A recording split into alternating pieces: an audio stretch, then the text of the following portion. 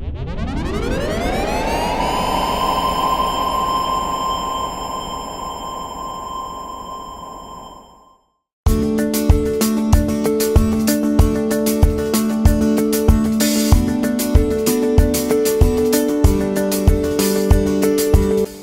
designed a harness to allow the astronauts to exercise and be able to maintain levels of health for the Orion space capsule. Our harness is a design for the Orion space capsule, which is going to be put into effect in the next 10 or 20 years or so.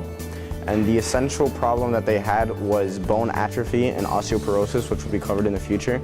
But the harness had to be comfortable, elastic, and had to be able to fit in a pretty much like a shoebox under the pilot's seat.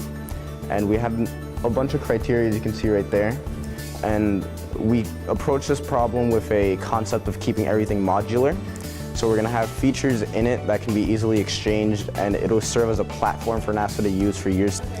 I was used as one of the female representatives for the project, so after the main design team came up to me and showed me their design, it was a good design, but when I looked at it, I saw that it was kind of uncomfortable for the girls around the chest area, and the harness had to be one size fits all. Some of the constraints on the harness were that it had to be attached to a single point, preferably between the knees and thighs. For the harness, it also had to distribute the forces evenly between the shoulders and hips and couldn't restrict chest expansion.